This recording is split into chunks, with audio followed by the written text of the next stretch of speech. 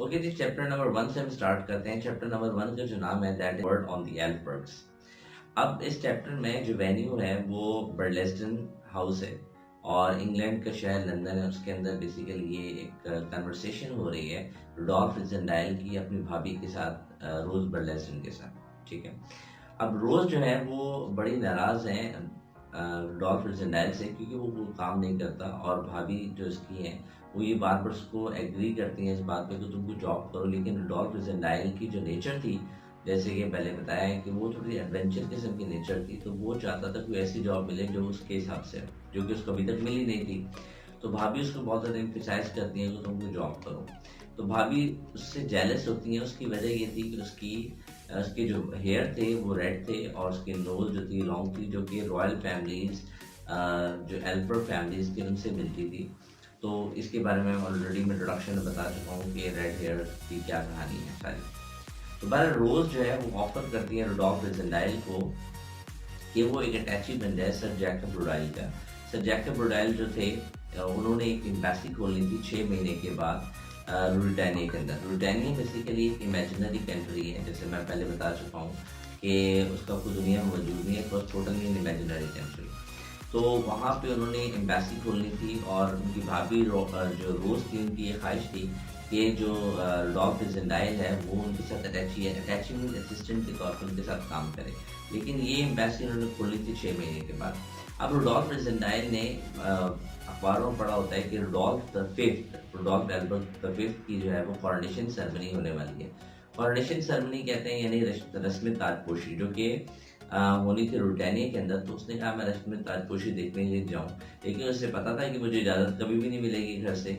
तो उसने एक बहाना किया कि वो चाह रहा है कि वो टायरोल की पहाड़ियों में चला जाए, जब तक वो 6 महीने उसके पास थे तो वहाँ पे चला जाए और वहाँ पे जाके एक बुक लिखेगा रिजेंडाइल्स विद, और उस बुक में जो है वो अपना सब कुछ वहाँ पे एक्सप्लेन करेगा।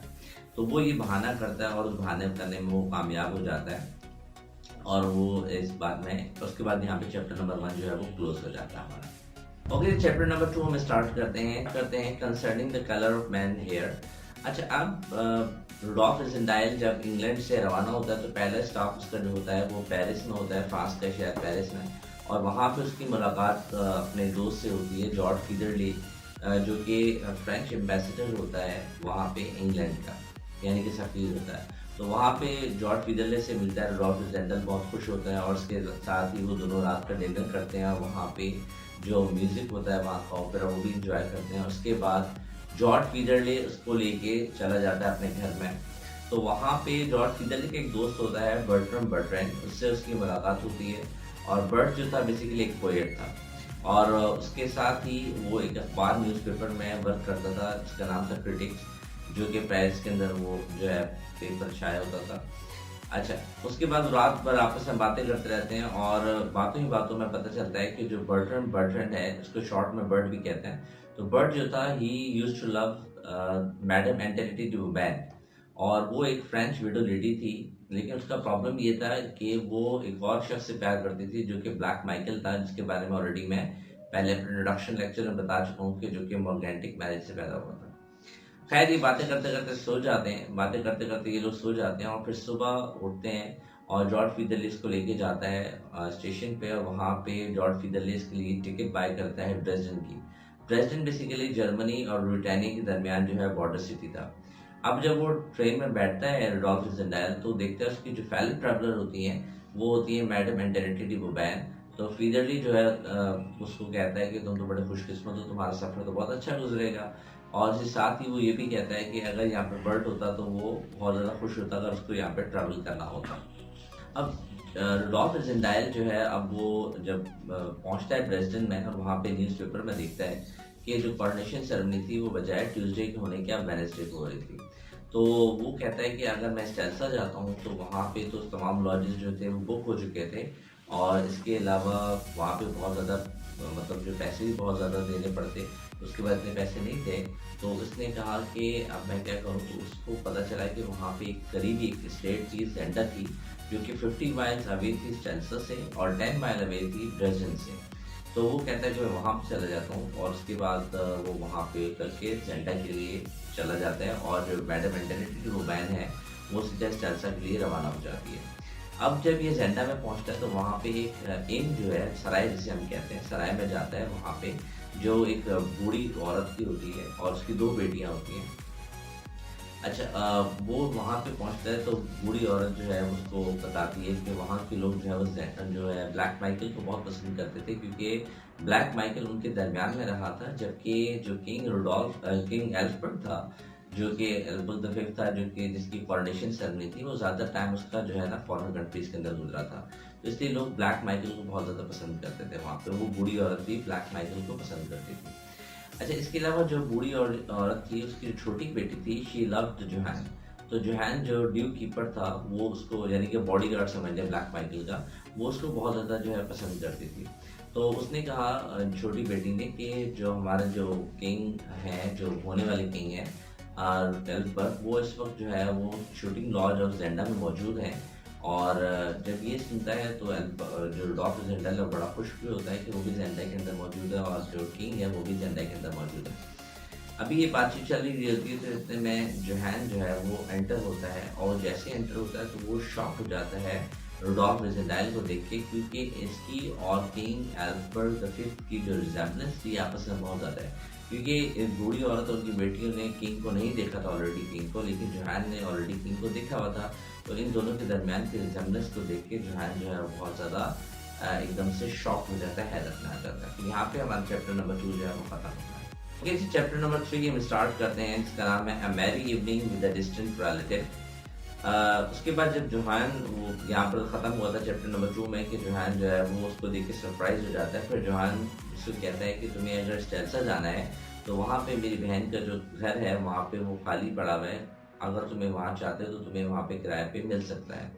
तो रुडोल्फ विजेंटाइल जो है वो बहुत ज़्यादा खुश होता है और उस बात पे एग्री हो जाता है, और फिर वो अपना जो सामान है, जो लगेज है, वो बाय ट्रेन जो है भिजवा देता है, और खुद जो है बाय फुट जो है वो जेंडा के वुड्स में से जाना चाहता है, क्योंकि वो इसलिए जाना चाहता था कि शायद कहीं बादशाह से मुलाकात हो जाए, क्योंकि उसको पता था कि बादशाह भी यहाँ पे शूटिंग लॉज के अंदर आया था।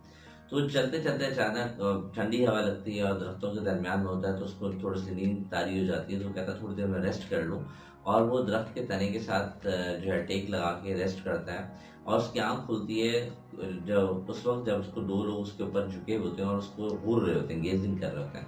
तो वो 2 लोग कौन थे? वो थे बादशाह के खास आदमी, जिनका नाम था कर्नल सेट और कैप्टन फ्रिट्स। ठीक है, दोनों बहुत खास आदमी थे बादशाह के। अभी वो दोनों को देख ही रहे होते हैं कि इससे मैं जो ओरिजिनल किंग जो था बेसिकली वो भी आ जाता है, और वो दूसरे को देख के हैरान रह जाते हैं, क्योंकि इन दोनों की रिजेम्बलेंस बहुत ज़्यादा थी। फिर उसके बाद वो दोनों आपस में हंसी मजाक करते हैं, तो उन्हें पता चलता है कि वो दूर के कजन्स भी हैं, जैसे मैंने शुरू में स्टार्टिंग में बताया था आपको इंट्रोडक्शन में कि वो हेयर्स का जो था। तो फिर उसके बाद रुडोल्फ जिंडाइल जो है उसको, सॉरी, जो किंग है वो ऑफर करता है जिंडाइल को कि तुम आज का जो डिनर है वो हमारे साथ करो, और जिंडाइल एग्री हो जाता है। फिर वो शूटिंग लॉज के अंदर वहाँ पर पहुँचते हैं। शूटिंग लॉज के अंदर वहाँ पे एक और करेक्टर हमारे पास आता है, जोसेफ, जो कि बादशाह का जो है रॉयल शेफ था, और वो वहाँ पर मिलता है। इसके अलावा जो जोहान की जो मदर थी फ्रॉलन हॉफ, वो वहाँ पे मेड थी। कहाँ पे? शूटिंग लॉज के अंदर।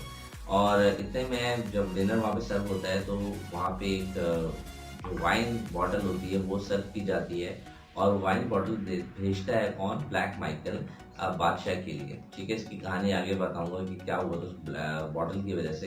तो बहरहाल वो जब बॉटल आती है वाइन बॉटल, तो वो उसको पीते हैं, और बादशाह जो एक्स्ट्रा पीता है, और उसके बाद वो तमाम लोग सो जाते हैं, और यहाँ पे चैप्टर नंबर 3 हमारा एंड होता है। ओके जी, चैप्टर नंबर 4 हमारे स्टार्ट होता है। इसका नाम है the king keeps his appointment. अच्छा, अब लास्ट चैप्टर में जब मैं बताया था कि सब वो मतलब सो चुके होते हैं, अब जब सुबह होती है, द मॉर्निंग एट 5 o'clock, 5 बजे जब उनकी आंख खुलती है, they found that the king ले अनकॉन्शियस, क्योंकि वहाँ पे वो तो तीनों उठ जाते हैं, लेकिन जो बादशाह होता है वो आराम से सोया पड़ा होता है, यानी सोया हुआ नहीं होता, बेसिकली वो बेहोश होता है on the floor due to the drug wine, क्योंकि जो वाइन थी जो भिजवाई थी ब्लैक माइकल ने, उसके अंदर ड्रग था, और बादशाह ने पूरी वाइन वो पी ली थी। तो सेट और जो फ्रिट्स होते हैं वो खास आदमी होते हैं बादशाह के, तो वो बड़ा परेशान हो जाते हैं, और वो कोशिश करते हैं कि भाई अब हम क्या करें। तो ऐसी सिचुएशन में उनके सामने एक ही चीज़ होती है, और वही होती है कि रुडोल्फ विजेंटाइल को अगर बादशाह बनाकर पेश किया जाए तो ये प्रॉब्लम सॉल्व हो सकता है। तो वही बात विजेंटाइल के साथ करते हैं, तो रिजेंडाइल उनसे ये बात कहता है कि पहले तो वो नहीं मानता, जाहिर सी बात है उसके लिए बिल्कुल एक अजीब सा एक्सपीरियंस था, लेकिन जब उसको बहुत ज़्यादा कन्विंस करते हैं कि सिर्फ एक दिन की बात है, अगले दिन हम बादशाह को ले जाएंगे, तो वो इस बात को एज ए चैलेंज समझ के, एज ए एडवेंचर समझ के उस बात को एक्सेप्ट कर लेता है। ठीक है। और उसके बाद क्या करते हैं कि जोसेफ जो होता है उसका खास आदमी होता है, वो जो है उसको रिजेंडाइल की शेप करता है, क्योंकि जो ओनली डिफरेंस होता है रिजेंडाइल के दरमियान और एल्बर्ट किंग के दरमियान में वो शेप का होता है। तो वो जब शेप कर लेता है तो बिल्कुल वो एक रिजेंडाइल की तरह, सॉरी किंग की तरह दिखना शुरू कर देता है, रॉल्फ रिजेंडाइल किंग की तरह दिखना शुरू कर देता है।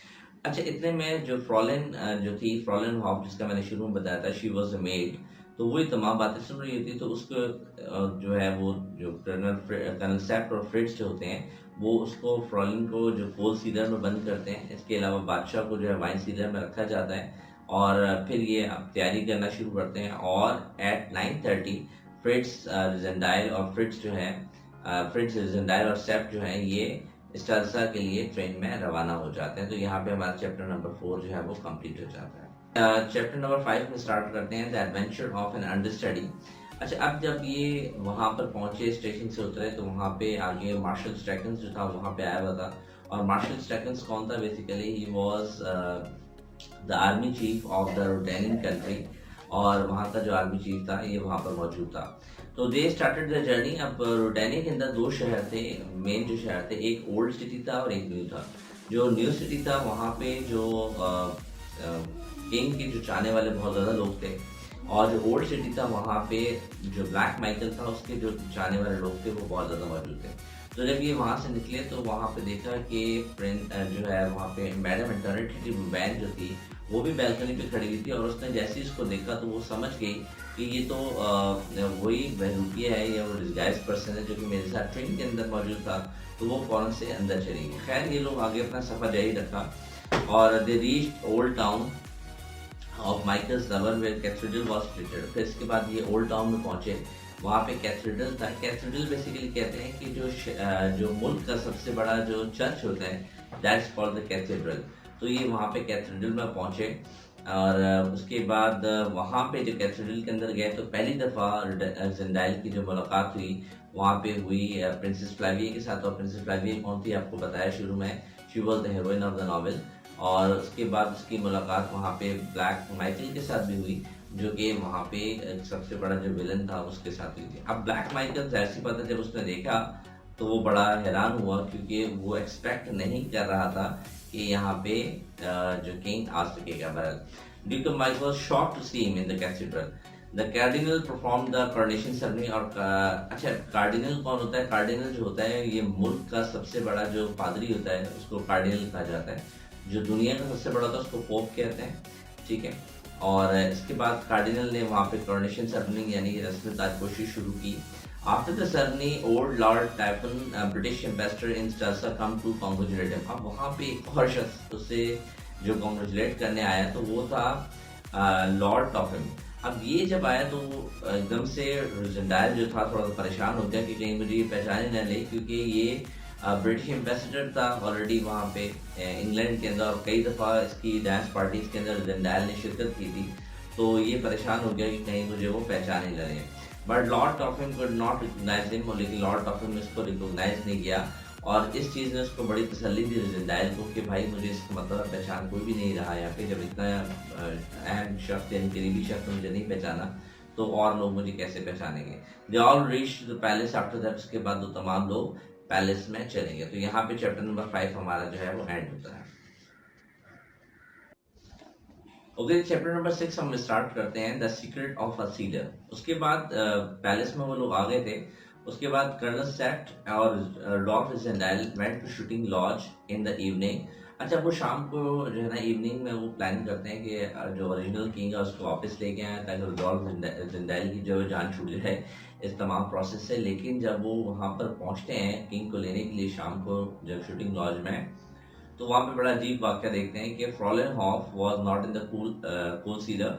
और वहाँ पे जो फ्रॉलन हॉफ जो थी, जो कि जोहान की जो है मेड थी, शी वाज मेड, जोहान की मदर थी, वो वहां पर मौजूद नहीं थी फोर्थ सीलर के अंदर, और दूसरे कमरे में इन द वाइन सीलर जहाँ पे उन्होंने बादशाह को रखा था, वहां पे जोसेफ जो है वो मरा पड़ा होता है, जो कि किंग का शेफ था, और इसके अलावा बादशाह वहां पे नहीं होता। तो यहाँ पे हमारा चैप्टर नंबर 6 जो है वो कंप्लीट होता है। अच्छा, अब हम आते हैं चैप्टर नंबर 7 पे। चैप्टर नंबर 7 में आता है हिज मैजेस्टी स्लीप्स इन स्टेल्सा। अच्छा, in the shooting lodge Sapt convinced Rassendyll to continue the drama. अब वो एक और नई सिचुएशन क्रिएट हो जाती है कि बादशाह वहां पे नहीं होता, और उन्होंने कहा अब तो बादशाह की कॉरोनेशन सेरेमनी भी अब लोगों ने करवा दी, अगर आपकी ज़िंदाइल ने साथ नहीं दिया तो बड़ी गड़बड़ हो जाएगी। तो वो उसको मजीद कन्विंस करते हैं कि कुछ दिन और जो है ड्रामा करते रहो ताकि हम जो है परफेक्टली ये काम कर सकें। लेकिन क्या हुआ कि ज़िंदाइल पहले तो मना कर दिया उसने, लेकिन फिर जब उन्होंने बहुत ज़्यादा कन्विंस किया तो अब उसको भी मज़ा आने लगा था ज़िंदाइल को भी इस तमाम ड्रामे के अंदर, वो भी अपने आप को शायद बादशाह महसूस कर रहा था। तो उसने कहा ठीक है, मैं इसको तैयार हूँ। He continued the drama of being a king until the real king was restored, और उसने कहा ठीक है, जब तक रियल बादशाह नहीं मिलता जब तक मैं ही जो है बादशाह बन जाता हूँ। ज़िंदाइल वांटेड टू बरी जोसेफ, और ज़िंदाइल जो था वो चाहता था कि जो जोसेफ की लाश है उसको दफन कर दिया जाए। But Michael men came and they started a fight between them. लेकिन माइकल के जो लोग थे वहाँ पे आ गए, और उसके बाद फिर एक लड़ाई वहाँ पे शुरू हुई, और उस लड़ाई के नतीजे में ज़िंदाइल और जो सेप्ट थे उन्होंने कहा कि हम दोनों यहाँ से निकल जाए। वो भागते भागते दोनों को अचानक से ज़िंदाइल को उन्होंने पीछे फायर किया ब्लैक माइकल के लोगों ने। तो जो गोली थी जो है वो ज़िंदाइल के सीधे हाथ पे जो है वो हिट हुई, और उसकी उंगली पे लगी, और इसके उसका खून वगैरह बहना शुरू हो गया। लेकिन वो वहाँ से भागने में फरार होने में कामयाब हो गए ये दोनों, सेप्ट और ज़िंदाइल, और ये वहाँ पे वापस अपने पैलेस में पहुँच गए। तो उसने वहाँ पे जाके पट्टी वगैरह भी कर ली। तो ये चैप्टर नंबर 7 हमारे यहाँ पे कंप्लीट होता है। ओके, चैप्टर नंबर 8 का स्टार्ट करते हैं, a fair cousin and a dark brother. The next day, Fritz informed that the half of the six are here in Stelsa। तो अगले दिन जो है फ्रिट्ज को बताता है कि जो half of the six, यानी कि जो 6 थे, शुरू में मैंने बताया था जो 6 गूंस थे, जो गुंडे थे ब्लैक माइकल के, तो उनमें से जो हाफ थे यानी कि जो 3 थे वॉज अ गैंग और रूफियन एम्प्लॉयड बाय ब्लैक माइकल। और ये उनमें से 6 जो थे वो कौन कौन से थे उनके जरा नाम मैं बता दूं आपको। Rupert of Hentzau was the leader of the 6। तो 6 का जो लीडर था वो रिपर्ट था। उसके बाद था जो रुटानी के अंदर जो लोग थे वो कौन कौन थे। रुटानियन लिंग्रम जो था वो रुटानिया से बिलोंग करता था। Krafstein belongs to Ruritania as well. Degotet belongs to the France, Bersonian belongs to the Belgium, Descartes belongs to the England, and the foreigners was in Stelsa, while the Ruritanians were in Zenda। तो आधे जो थे Zenda के अंदर थे, और आधे जो थे हमारे वो रुटानिया के अंदर मौजूद थे, यानी कि 3 दिन जो थे अलग अलग हुए थे। अगले दिन डॉग ज़िंदाइल जो इस वाक़े के बाद जब वो हिट हुआ था बुलेटिस को, उसके वाक़े के बाद अगले दिन वो पैलेस में जाता है प्रिंसेस फ्लेविया के फर्स्ट टाइम विद कैप्टन फ्रिट्स। अब वो फ्रिट्स कहता है कि मैं भी तुम्हारे साथ चलूंगा। उसके पीछे भी कहानी थी, क्योंकि जो प्रिंसेस फ्लेविया की जो खास जो दोस्त थी काउंटेस हेल्गा, तो जो फ्रिट्स था ही लव दैट काउंटेस हेल्गा। तो उसकी वजह से उसने कहा कि ज़िंदाइल को तो मुझे भी साथ ले चलो, और इस तरह से दोनों जो है ये प्रिंसेस फ्लेविया के महल में पहुंचे। Zindail met with the Michael and his 3 scoundrels in the palace of Flavia। तो वहाँ पे उसकी मुलाकात जो है वो माइकल के 3 लोगों से हुई, और वो 3 लोग कौन से थे जो कि ब्लैक माइकल के जो 3 गुंडे थे उनसे उसकी मुलाकात हुई प्रिंसेस फ्लेविया के पैलेस के अंदर। तो यहाँ पे चैप्टर नंबर 8 हमारा जो है वो कंप्लीट होता है। ओके, चैप्टर नंबर 9 से हम स्टार्ट करते हैं, a new use for tea table. अच्छा, अब कुछ अर्से के बाद एक दिन क्या होता है, यानी कि 1-2 दिन के बाद फिर एक दिन उसको सेप्ट जो है लेटर ला कर देता है ज़िंदाइल को कि भाई ये लेटर तुम्हारे लिए आया है। तो जब लेटर वो खोलता है ज़िंदाइल तो देखता है वो लेटर जो होता है वो होता है मैडम एंटोनेटी रुबैन की तरफ से उसको आया होता है, और वो कहती है कि तुम समर हाउस में मेरे पास आओ, और लेकिन अकेले आना है। समर हाउस बेसिकली छोटा सा एक घर था जहाँ पे उसको आना था। तो वो सेप्ट को बताता है कि इस तरह से मुझे ऑफर किया है रुबैन ने अकेले आने के लिए, और कुछ खास इन्फॉर्मेशन जो है मुझे देना चाह रही है।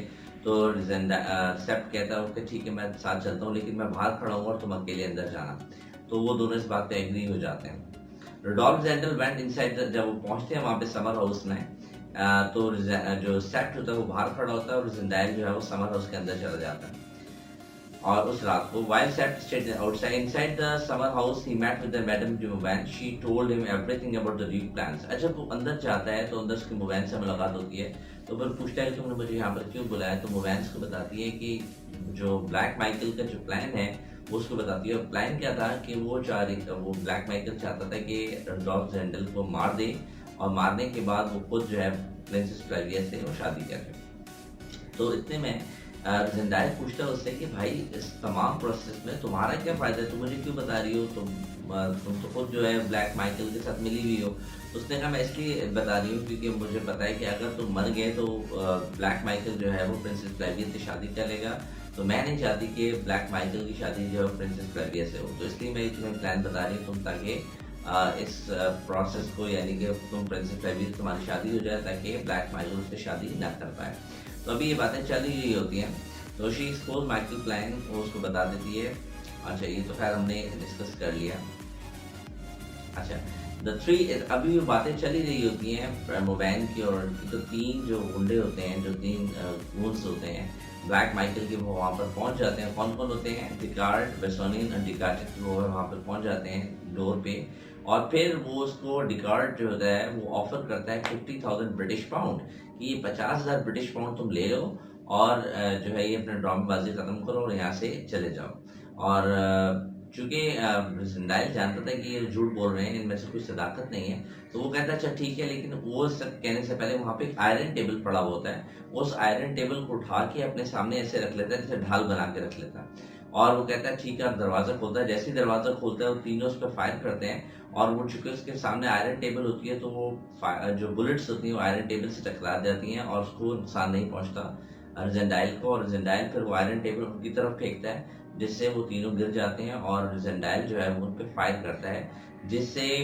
डिकार्ड जो होता है वो जख्मी हो जाता है, उसके शोल्डर में जो है वो बुलेट लगती है, और इस तरह से जो ज़ेंडाया होता है और सेप्ट होता है वो बखूबी और बखैरियत घर पहुंचने में कामयाब हो जाते हैं। तो ये था हमारा chapter number 9। Okay, chapter number 10 हम स्टार्ट करते हैं, a great chance for a villain.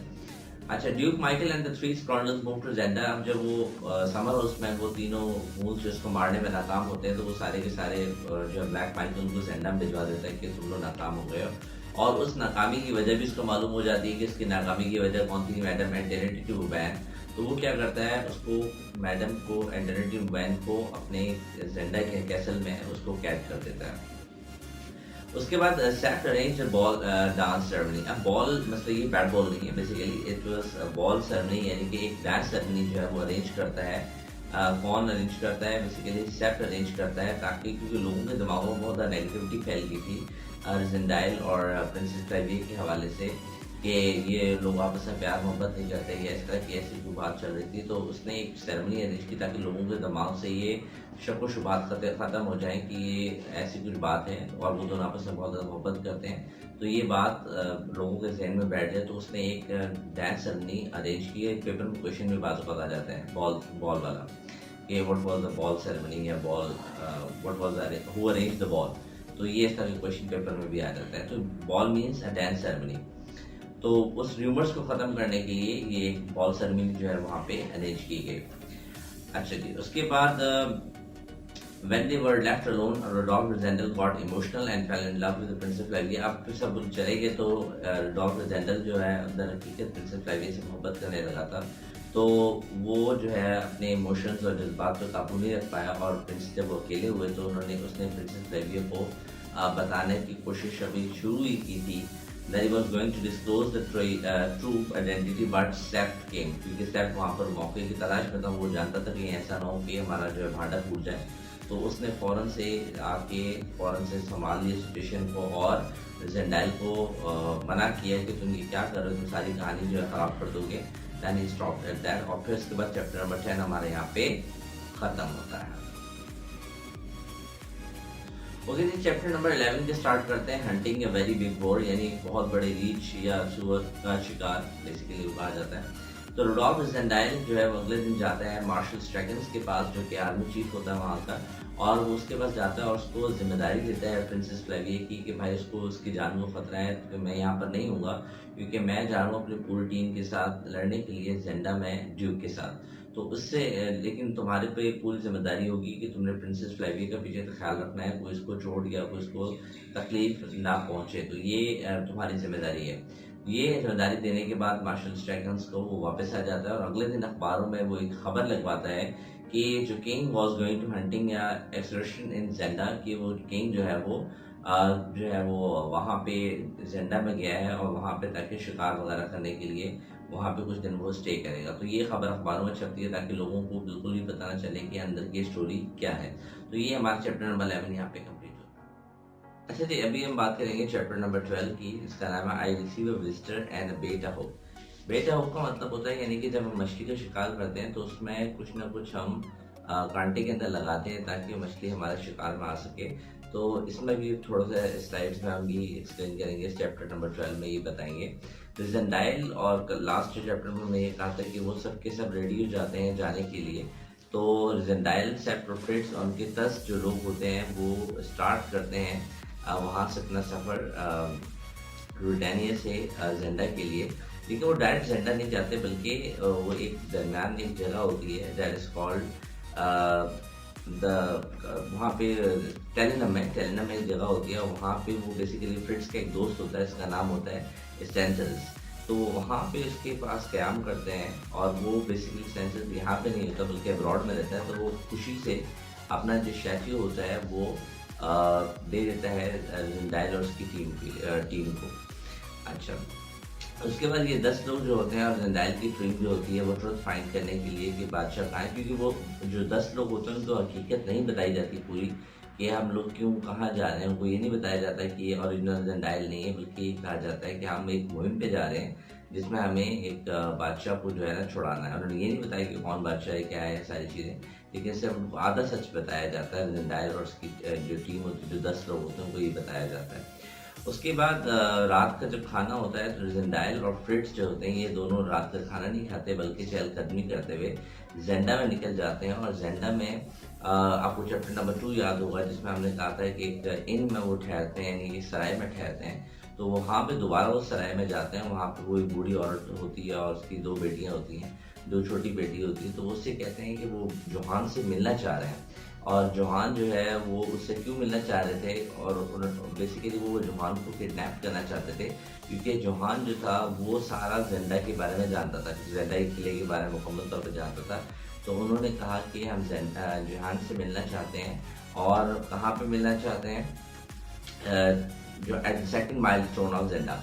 यानी कि माइलस्टोन का मतलब होता है यानी कि जब आप सफ़र करते हैं तो रास्ते में देखा होगा आपने छोटे छोटे वो जो पत्थरों पे लिखा होता है 2 किलोमीटर 3 किलोमीटर, तो इस तरह से। तो वहाँ पे 2 किलोमीटर जब लिखा हुआ होगा माइलस्टोन में, तो वहाँ पे जोहान हमें मिले। मैंने दे रीच। अच्छा, ये कहने के बाद वो दोनों वापस आ गए अपने उसी जो है अपने शेडो के अंदर। तो वापस आए तो सेफ्ट जो वहाँ पे फ्रिट्स था, सॉरी सेफ्ट जो था, तो उसने उनको ये बताया कि भाई यहाँ पे हमारे जो 10 लोग थे उनमें से एक जो था उसका नाम था बेंस्टेन। तो वो वहाँ पे चहलकदमी करने के लिए गया जंगल में और फिर वहाँ पे उस पर 3 लोगों ने अटैक किया जो माइकल के लोग थे और उसकी वजह से वो इंजर्ड हो गया। तो यहाँ पे हमारा चैप्टर नंबर 12 जो है वो कंप्लीट होता है।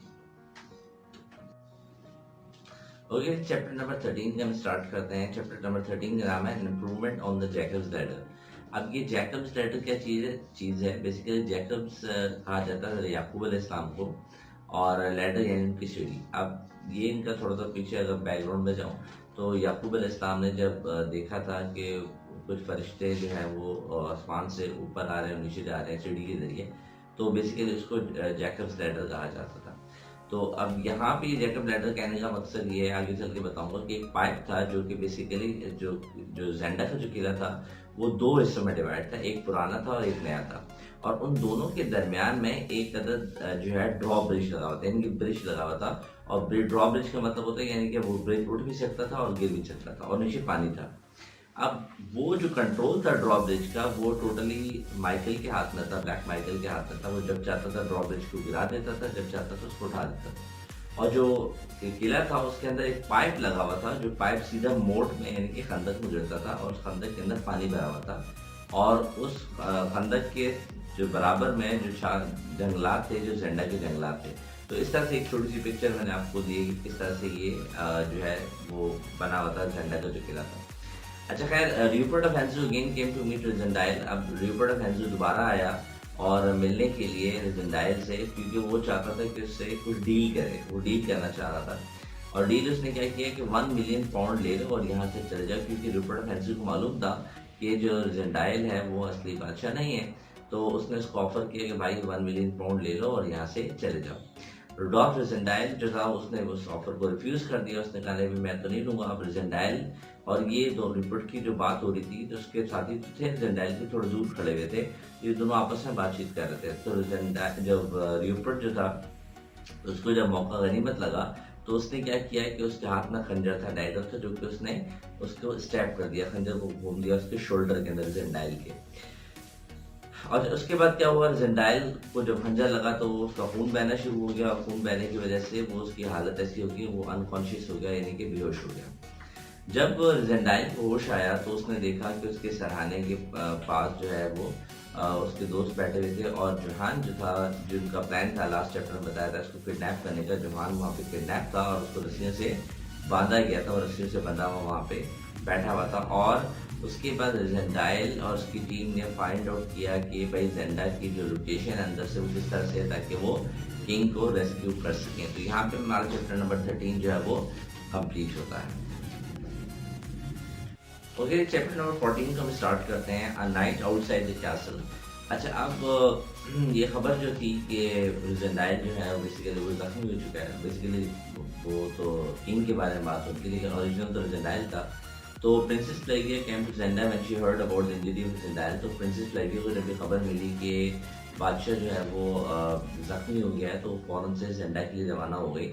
The team of Rizendile planned to release the king from the Jacob's ladder। अच्छा, उस रात उन्होंने, उनकी जो रिजेंडाइल की जो टीम थी, उन्होंने प्लान किया, हालांकि रिजेंडाइल जख्मी था लेकिन उसके बावजूद उसने कहा नहीं आई एम रेडी, और हम लोग जो है रात को जो है वो प्लान करेंगे कि किस तरीके से जो है बादशाह को जो है वहाँ से रिलीज करना है थ्रू द जैकब्स लैडर। जैसे मैंने बताया था, जैकब लैडर एक पाइप था और जो कि मोट के अंदर जाता था। तो उन्होंने कहा जैकब लैडर के अंदर से जाके हम उस बादशाह को जो वहाँ से रिलीज करवाएंगे। अच्छा, अब ये पहुंचे रुडोल्फ रिजेंडाइल, जब वहां पर पहुंचे तो रिजेंडाइल ने देखा कि वो जैकब लैडर जो था और उसके पास जो मोड़ थी, तो वहां पे एक कश्ती थी और उस कश्ती में मैक्स ऑफ बैठा हुआ था। और वो जो 6 जो थे, जो रूफियंस थे वहां पे, उनमें से एक मैक्स ऑफ बैठा हुआ था, लेकिन वो वहां पर सो रहा था। अब फाइट वाज स्टार्टेड। अच्छा, उसके बाद क्या हुआ कि रिजेंडाइल ने जब देखा तो रिजेंडाइल ने उसको वहीं पे खत्म कर दिया और स्टैप किया खंजर उसको और वहीं पे उसको मार दिया, यानी कि मैक्स ऑफ का जो है वहीं पे खात्मा हो गया। लेकिन जब इस दौरान में थोड़ी देर चीखों पुकार हुई तो उसके बाकी जो साथी थे वो भी आ गए और रिजेंडाइल की टीम भी वहां पर मौजूद थी। तो उन लोगों के दरमियान जो है फाइट स्टार्ट हो गई। Fight started between Michael 3 ruffians and the team of Rassendyll. और इसके नतीजे में क्या हुआ, द टीम ऑफ रिजेंडाइल किन लैंग्रेन एंड क्राफ्टन। अब उसके दो जो साथी मजीद थे, लैंग्रेम और क्राफ्टन, जो है वो मारे गए इस लड़ाई के अंदर, लेकिन बादशाह को आजाद नहीं कराया जा सका और फिर ये लोग वापस पलट आए। र्यूपर्ट ऑफ हेंजो फाउंड। अच्छा, उसके बाद एक और बड़ी इंटरेस्टिंग वाक़या यहाँ पे ये हुआ कि रुडोल्फ रिजेंडाइल को मारने के लिए र्यूपर्ट के पास चांस था। वो चाहता तो बादशाह को वहाँ पर मार सकता था रिजेंडाइल को, लेकिन उसने ऐसा नहीं किया। ये क्यों नहीं किया, ये हम नेक्स्ट चैप्टर में फाइंड करेंगे कि ऐसा उसने क्यों नहीं किया। तो यहाँ पे चैप्टर नंबर 14 जो था हमारा वो खत्म होता है। तो हम इसको आप 15 में जाके देखेंगे कि फिर क्या होगा। ओके, चैप्टर नंबर 15 स्टार्ट करते हैं, I talk with the temper. अब वो लोग जब ये अपनी मुहिम से वापस आ गए, बादशाह को तो नहीं छुड़ा सके, लेकिन 3 लोग जो उनके अहम थे, 6 जो थे उनमें से 3 को तो उन्होंने खात्मा कर दिया। अब अगले दिन क्या हुआ, Rudolf Rassendyll and Rupert of Hentzau next day in the funeral procession. अब फ्यूनरल प्रोसेशन यानी कि जो एक गुंडा कल उन्होंने मारा था, तो उसका फ्यूनरल प्रोसेशन था लिंगरन का, और वो लोग जा रहे थे। तो उधर ही र्यूपर्ट की मुलाकात हुई रिजेंडाइल से, मतलब थोड़ा फासले पे था, रिजेंडाइल गुजर रहे थे तो वहाँ पे र्यूपर्ट की मुलाकात हुई। जेंडाइल से। तो रिपोर्ट ऑफ हेंजो डिस्क्लोज, अब उसने बताया कि जो कल लास्ट मैंने चैप्टर में बताया था ना कि उसने उसको मारा नहीं था, हालांकि उसके पास चांस था रिपोर्ट के पास कि वो जेंडाइल को मार सकता था, लेकिन उसने नहीं मारा था। तो उसकी वजह ये थी जो उसने डिस्क्लोज की उस दिन कि भाई वो जो है प्यार करता था मैडम एंटोनेटी डी बुबैन से, यानी कि रिपोर्ट जो था मैडम एंटोनेटी डी बुबैन से प्यार करता था, मोहब्बत करता था, और वो चाहता था कि ड्यूक माइकल अगर जिंदा रहा तो वो तो कभी भी शादी नहीं कर पाएगा। तो इसलिए वो चाहता था जेंडाइल जिंदा रहे और वो ब्लैक माइकल को ख़त्म कर दे ताकि वो मैडम एंटोनेटी डी बुबैन से शादी कर सके।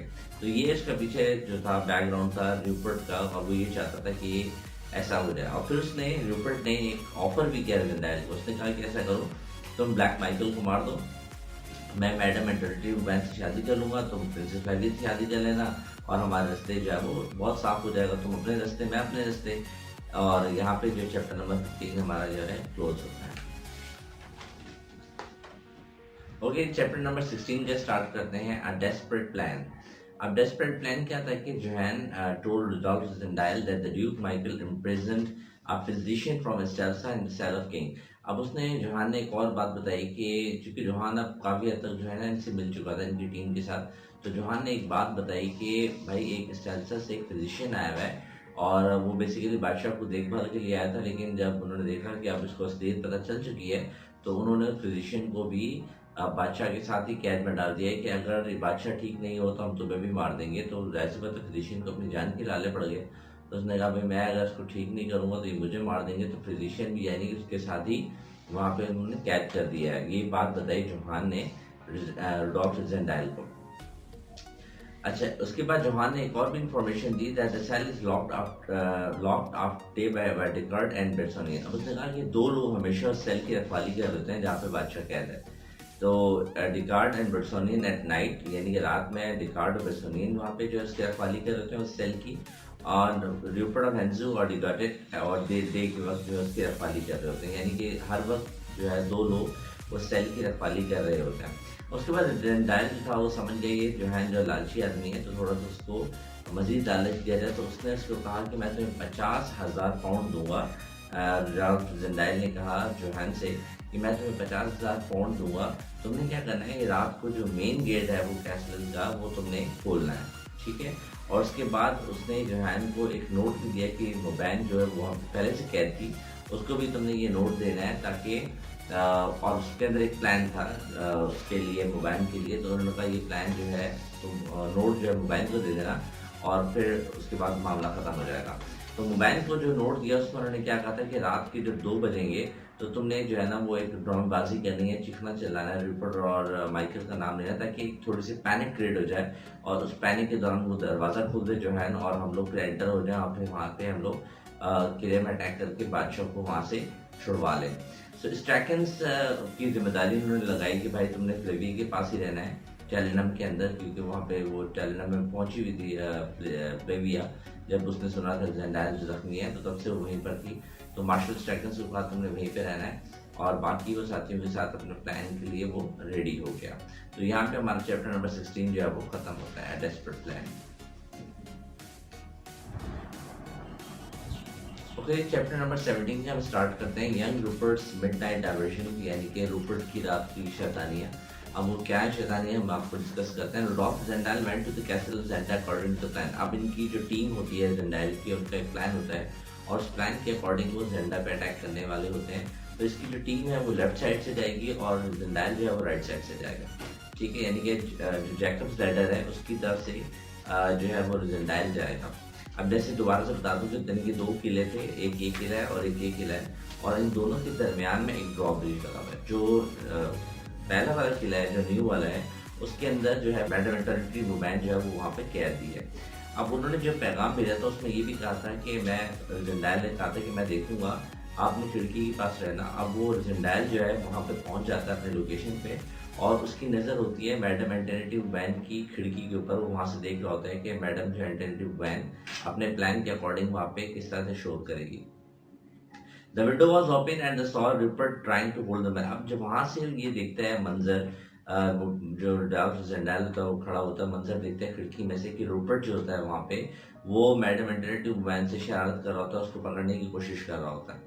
और इतने में ड्यूक माइकल वहाँ पे आ जाता है और ड्यूक माइकल बड़ा गुस्से में आता है कि तुम यहाँ पे क्या कर रहे हो इतनी रात के वक्त, और तुम जाओ अपने किले के अंदर, पुराने किले के अंदर, क्योंकि मैंने कहा ना कि नया और पुराने किले के दरमियान में एक ड्रॉप ब्रिज था। तो उसने कहा तुम वापस अपने किले में जाओ और मैं ड्रॉप ब्रिज जो है लिफ्ट करने लगा हूँ, अगर ड्रॉप ब्रिज लिफ्ट कर लिए तो तुम वहाँ पे फिर तैर के जाना पड़ेगा तुम्हें दूसरे किले में।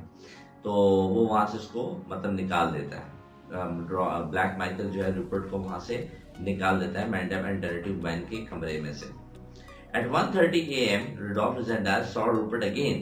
अब लेकिन जब 1:30 बजते हैं, क्योंकि प्लान तो 2 बजे का था उसका मैडम एंड डेटेक्टिव वैन के चीखने का, तो 1:30 बजे वो देखता है कि रूपर्ट ऑफ हेंजू दोबारा से अपने हाथ में तलवार लेके वो जंप करता है मोड़ में, क्योंकि ड्रॉप ब्रिज तो उसने उठा लिया होता है, तो वो दोबारा से जंप करता है पानी में और मैडम एंड डेटेक्टिव वैन के कमरे में जाने की कोशिश करता है। तो यहाँ पे हमारा चैप्टर नंबर 17 जो है वो यहाँ पे एंड होता है। ओके, चैप्टर नंबर 18 जो स्टार्ट करते हैं, the forcing on the trap. अब ये लोग वहाँ पर पहुंचे हुए थे और मैं लास्ट चैप्टर में बताया था कि दोबारा से रूपर्ट जो है वो जंप करके मैडम जुबान के रूम के अंदर जाता है। When मुबान saw Rupert again, अब जब वो मुबान जो है उसको दोबारा देखती है तो वो दम से चीखना चिल्लाना शुरू कर देती है। She cried Michael's name, और माइकल का नाम लेती है। उसके बाद फिर माइकल जो है वो भी कमरे में दाखिल हो जाता है और दोनों के दरमियान लड़ाई शुरू हो जाती है, यानी रूपर्ट और माइकल के दरमियान में लड़ाई शुरू हो जाती है दोनों के आपस में। और उसके बाद एक चीख बुलंद होती है और चीख थी ब्लैक माइकल की आवाज़ थी। और उसके बाद जब ये चीख की आवाज़ आती है तो जोहान और इसके जो लोग थे वो फौरन से मैडम मोबाइल के कमरे की तरफ भागते हैं। अब ये जोहान और जो उसके लोग भागते हैं तो जो जिंदाइल होता है वो बड़ा परेशान हो जाता है, क्योंकि 2 बजे तो उन्होंने दरवाज़ा खोलना था जोहान को, लेकिन वो तो ऊपर जा रहा है, तो वो बड़ा परेशान हो जाता है इस सिचुएशन को देख के कि हमारा तो प्लान चौपट हो जाएगा। Rupert leaped out from the window to the moat. अच्छा, र्यूपर्ट जब देखता है कि भाई सब लोग ऊपर आ रहे हैं कमरे के अंदर, तो वो वहीं से खिड़की से छलांग लगा देता है मोड के अंदर और वहां से वो गायब हो जाता है। रुडोल्फ ज़ेंडाइल, अच्छा उसके बाद डिगॉर्टेड केम डाउन स्टेयर्स। अच्छा, डिगॉर्टेड जो है वो सारा मंजर जो देख रहा था फौरन से ऊपर से नीचे आता है सीढ़ियों से, और सीढ़ियों के पास ही खड़ा होता है ज़ेंडाइल, तो वो फौरन से डिगॉर्टेड को जो है वहीं पे मार देता है। अब उसकी तलाशी देता है डिगॉर्टेड की कि शायद कुछ चाबियां वगैरह मिल जाए, तो उसको चाबियां मिल जाती हैं और वो दरवाज़ा खोल के अंदर जाता है और अंदर जो है वो देखता है कि बादशाह जहाँ जिस कमरे में कैद होता है, सेल में कैद होता है, उसके बाहर जो है जैसे मैंने पहले बताया था 2 लोगों की ड्यूटी थी, एक बर्सनिन की और एक डिकार्ड की। ठीक है, डिकार्ड और बर्सनिन वहाँ पर मौजूद होते हैं। तो जो ज़ेंडाइल होता है वो बर्सनिन को मार देता है वहाँ पे, और जैसे ही बर्सनिन को मारता है तो डिकार्ड फौरन से कमरे के अंदर चला जाता है ताकि बादशाह को मार सके। वो जैसे अंदर जाता है तो रुडोल्फ ज़ेंडाइल समझ जाता है कि ये बादशाह को मारने के लिए जा रहा है, तो वो भी उसके पीछे पीछे अंदर दाखिल हो जाता है कमरे के अंदर। तो जब डिकार्ड अंदर दाखिल होता है वो सबसे पहले फिजिशियन जो होता है, जो डॉक्टर होता है, उसको मतलब तलवार हिट करता है, तो डॉक्टर बेचारा उसी वक्त मर जाता है। और उसके बाद वो तलवार जो है हिट करता है बादशाह के, और जो बादशाह होता है उसके सर पे तलवार लगती है, फॉरहेड पे तलवार लगती है, उसके माथे पे, और वो जो उसका खून बहना शुरू हो जाता है। उसके बाद अभी ये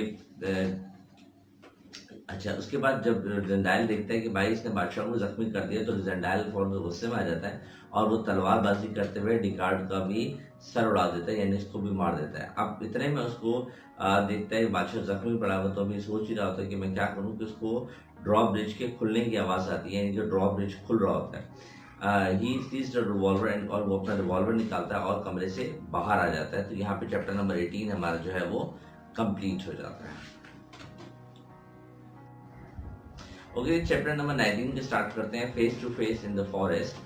अब उसके बाद रूपर्ट ऑफ हेंजू, अच्छा जब वो ज़ेंडाइल को आवाज़ आती है ड्रॉ ब्रिज खुलने की, तो जाके देखता है कि रूपर्ट ऑफ हेंजू जो है वो ड्रॉ ब्रिज के दरम्यान में खड़ा होता है, और जो मैडम एंटोनेटी वुबैन है वो चीख चीख के बोल रही होती है कि माइकल की डेथ हो गई है, माइकल को मार दिया है। किसने मारा था? रूपर्ट ऑफ हेंजू ने।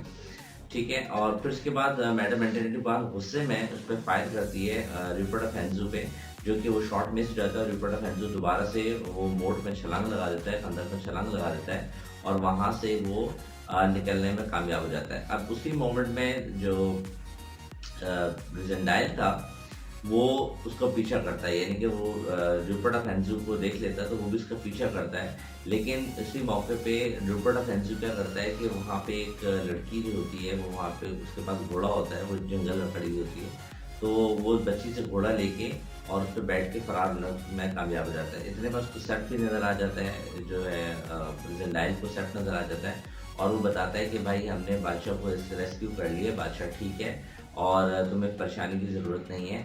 जब ये ज़ेंडाइल ये चीज़ सुनता है तो वो बहुत रिलैक्स हो जाता है, क्योंकि जिस मकसद के लिए वो गया था वो मकसद यानी कि उसका कंप्लीट हो चुका होता है। हालांकि र्यूपर्ट ऑफ एंजू वहाँ से भाग चुका होता है, घोड़ा लेके फरार हो जाता है, लेकिन ये खबर सुन के सेप्ट की ज़ेंडाइल बहुत हद तक रिलैक्स हो जाता है और वो उसके शोल्डर पे सर रख देता है और सुकून से थोड़ी देर के लिए वो नींद में चला जाता है। चूँकि नॉवल है तो कुछ भी कर सकते हैं ये लोग। तो यहाँ पे हमारा जो चैप्टर नंबर 19 है वहाँ पे खत्म पजीर होता है। ओके जी, चैप्टर नंबर 20 की तरफ बढ़ते हैं, the prisoner and the king. अब उसके बाद जब वो रिपोर्ट वहाँ से फरार होने में कामयाब हो जाता है और लास्ट में जैसे मैंने आपको जैसे बताया था, और उसके बाद क्या होता है कि princess Flavia was striking the shadow of Zenda. Princess Flavia जो है मार्शल स्ट्रैगन्स के साथ ज़ेंडा के किले की तरफ रवाना होती है और on her way she was stop by the farmers daughter. और जब वो दरमियान में पहुंचती है, मतलब किले में नहीं पहुंची तो रास्ते में ही उसको फार्मर की वो बेटी मिलती है जिसका घोड़ा लेके र्यूपर्ट ऑफ एंजू जो फरार हुआ था। तो वो कहती है कि मैंने अभी भी देखा है कि बादशाह जो है वो झाड़ियों में पड़ा हुआ है। अच्छा, अब ये सुनने के बाद प्रिंसेस फ्लेविया तो बड़ी हैरान हो जाती है कि जो किंग है वो झाड़ियों में कैसे पड़ा था सेप्ट के साथ, फ्रिट्ज के साथ। तो अचानक से सेप्ट भी मंजर यहाँ पे आ जाता है और फौरन से कहता है कि सेप्ट को नहीं पता होता कि क्या कन्वर्सेशन चल रही है उस जो है छोटी लड़की के दरम्यान में, फ्लेविया के दरम्यान। वो कहता है कि बादशाह जो है वो ज़ेंडा में मौजूद है, वो थोड़ा जख्मी हो गया लेकिन वो ठीक ठाक मौजूद है। लेकिन वो छोटी लड़की होती है, वो कहती है मैंने तो अभी भी थोड़ी देर पहले बादशाह को देखा, वो झाड़ियों में फ्रिट्ज के साथ मौजूद है। अब ये तमाम सिचुएशन इस तरह से होती है कि वो सेप्ट समझ जाता है कि सारे वाक़े क्या है, क्योंकि वो तो सारी चीज़ों को जानता था। तो वो कहता नहीं आप लोग कैसल में चले, मैं खुद चेक करके आता हूँ। लेकिन प्रिंसेस फ्लेविया कहती है नहीं, मैं भी चलूंगी, क्योंकि बच्ची इतना इंसिस्ट कर रही होती है कि बादशाह जो है वो झाड़ियों में पड़ा हुआ है। अब जब प्रिंसेस फ्लेविया जब जाती है वहाँ पे देखती है कि वाकई में फ्रिट्ज जो होता है और ज़ेंडाइल जो होता है वहाँ पे उसके शोल्डर पे सर रख के सो रहा होता है। तो वो तो कहती है बच्ची से कह रही है। तो उस वक्त फिर फ्लेविया वो हकीकत बताता है, ज़ेंडाइल उठ जाता है और फिर उसको हकीकत बताता है कि हकीकत क्या थी। और हकीकत सुनने के बाद प्रिंसेस फ्लेविया वहीं पे बेहोश हो जाती है, क्योंकि वो समझ नहीं पाती कि मैं क्या रिएक्शन हूँ, क्योंकि इतने दिनों से जिस शख्स के साथ थी वो कोई और था, बहरूपिया था, वो ओरिजिनल जो किंग था वो नहीं था। तो ये सुनने के बाद वो बेहोश हो जाती है और यहीं पे हमारा जो चैप्टर नंबर 20 है वो अख्ताम पसीर होता है। ओके जी, सेकंड लास्ट चैप्टर की तरफ चलते हैं, chapter number 21, if love were all. उसके बाद क्या होता है, Rudolf Rassendyll went in the king's castle Zenda. वो सब लोग कैसल ज़ेंडा के अंदर जाते हैं और फ्रिट्ज जो है वो बताता है that king wanted to meet him. Rassendyll को बताता है, तो पता चल चुका था कि किंग कौन है, ज़ेंडाइल कौन है। तो किंग जो है ज़ेंडाइल को बुलाता है, फ्रिट्ज की पैगाम लेके आता है ज़ेंडाइल के पास कि बादशाह तुमसे मिलना चाह रहा है। The king was in the black Michael's room, और किंग जो था उस वक्त ब्लैक माइकल के रूम में मौजूद था, क्योंकि ब्लैक माइकल तो मर चुका था। तो वो आराम से उसके कमरे में लेटा हुआ था। King Rudolf thanked Rudolf Rassendyll. तो बादशाह जो होता है एल्फबर्ग यानी कि जो किंग होता है रियल किंग, वो बादशाह ज़ेंडाइल का बहुत शुक्रगुजार होता है कि तुम्हारी वजह से मेरी जान बच गई, अगर तुम ना होते तो ना मेरी बादशाह रहती और ना मैं आज जिंदा होता। तो उसका बहुत शुक्रगुजार होता है। फ्रिट्ज फिर उसके बाद ज़ेंडाइल को लेके फ्लेविया के पास जाता है और वहाँ पे दोनों आपस में एक दूसरे से बात करते हैं, बहुत इमोशनल हो जाते हैं, एक दूसरे से बात करते हैं। लेकिन चूंकि दोनों एक दूसरे को पसंद करते थे, लेकिन फ्लेविया कहती है कि डिसाइड करती है कि वो बादशाह से शादी करेगी, क्योंकि उसको उसकी नेशन से बहुत यानी कि कौम से बहुत प्यार था। उसको पता था अगर ये मैंने ज़ेंडाइल से शादी कर ली तो फिर बहुत से मसाइल जो है वो हो सकते हैं। Because love is not the only thing important in the world, क्योंकि उसके नज़दीक से प्यार ही सब कुछ नहीं था, बल्कि कुछ रिस्पॉन्सिबिलिटीज, कुछ जिम्मेदारियां भी अहम थी जो कि उसको निभानी थी। और यही वजह थी कि उसने फैसला किया कि वो किंग के साथ जो है वो शादी करेगी। उसके बाद Sapt Fritz and Rudolf Rassendyll went to the station of Zenda. फिर उसके जो दोस्त थे, अब तो दोस्त बन चुके थे ऑब्वियसली, सेप्ट और फ्रिट्ज वो उसको लेके स्टेशन पे जाते हैं, उसी स्टेशन पे जहाँ से ये कहानी शुरू हुई थी, स्टेशन पे लेके जाते हैं। Rudolf Rassendyll took a train to the Tyrol. अब वो टायरोल के लिए ट्रेन लेता है, क्योंकि उसे पता था कि घर में जो भूल के आया वो टायरोल जा रहा हूँ, तो अगर बोलूँगा कि वहाँ गया ही नहीं तो बड़ा मसला हो जाएगा। तो वहाँ पे टायरोल के लिए जाता है और उसके बाद फिर वो दरमियान में ये सोचता है कि वो 3 महीने तक बादशाह रहा, और ये सोच के उसको बहुत ज़्यादा खुशी का एहसास होता है कि वो 3 महीने तक एक ऐसी रियासत का बादशाह रहा जिसको वो पता ही नहीं था। तो यहाँ पे हमारा चैप्टर नंबर 1 जो है कंप्लीट होता है, if love for all. Okay जी, लास्ट चैप्टर की तरफ चलते हैं। Chapter number 22, present, past and future. अब उसके बाद Rob Rassendyll spend 15 days in Tyrol. अब 15 दिन अपने टायरॉल में स्पेंड करता है, जैसे कि उसने अपनी भाभी से कहा था कि वो 15 दिन तक वो टायरॉल में रहेगा और वहीं पे वो अपना टाइम स्पेंड करेगा। सो दिस बियर्ड में ग्रोन अगेन। उसकी एक और वजह भी थी ताकि उसकी जो दाढ़ी थी वो वापस आ जाए, क्योंकि वो तो शेव ऑफ हो चुका था। तो अब 15 दिन वहाँ पे कैंप करने के बाद then Rassendyll went to the Paris and met with George Featherly. और फिर वापस वहाँ पेरिस में आया, क्योंकि इंग्लैंड जा रहा था, तो वापस पेरिस में आया और अपने दोस्त फीडरले से मिला। तो फीडरले ने उसको बताया कि बर्ट्रैंड जो है वो बहुत खुश है, क्योंकि ब्लैक माइकल जो है वो मर चुका है। तो lord Rassendyll reach London at his home. अब अपने घर में लंदन में पहुंचा। And lady Burlesdon said that Jacob Borrodaile was going to succeed. अच्छा, अब उसने बताया भाभी ने कि भाई अब तुम तैयार रहो, क्योंकि तुम्हारी जो जॉब है वो कंप्लीट बिल्कुल स्टार्ट होने वाली है, क्योंकि 6 महीने का टाइम तकरीबन होने वाला है। और जैकर ब्रोडेल ने इस जलसा के अंदर तुम्हें अपना अटैची जो है बनाना है। लेकिन रिजनडाइल इस ऑफर को बिल्कुल मना कर देता है, क्योंकि वो तो वहाँ पे जा ही नहीं सकता था, क्योंकि उसे पता था कि ओरिजिनल जो बादशाह है वो उसको पहचान लेगा और वहाँ पे उसके रास्ते तकरीबन बंद हो चुके थे, तो वहाँ पे नहीं जा सकता था। खैर कुछ दिनों के बाद लॉर्ड बर्लेस्टन, जो उसका भाई था बॉब था, तो उसने एक कॉपी लाकर दिखाई और लंदन न्यूज़पेपर में, जिसमें उसने दिखाया कि photo of coronation ceremony and pointed that resemblance of doctor gender, जिसमें उसने दिखाई कि देखो ये कॉरोनेशन सेरेमनी हुई है और देखो तुमसे कितना मिलता है ये शख्स। और जिंदाइल जो था दिल्ली दिल में हंस रहा था कि तो खुद वही फिर कॉरोनेशन सेरेमनी में वो खुद मौजूद था, लेकिन उसने ये बात बताई नहीं। अच्छा, एक साल के बाद once in a year doctor Rassendyll went to the Dresden to meet her friends. और साल के बाद हमेशा जो जेंडाइल था मिलने जाता था ड्रेसडन में फ्रिट्स और काउंटेस हेल्गा से, बिकॉज उन दोनों की शादी हो चुकी थी, उनका एक बेबी भी था। और princess Flavia got married with the king. और उसके बाद जो प्रिंसेस फ्लेविया थी उसकी शादी बादशाह से हो चुकी थी। And she is a queen of Britannia, और ब्रिटानिया की वो जो क्वीन बन चुकी थी।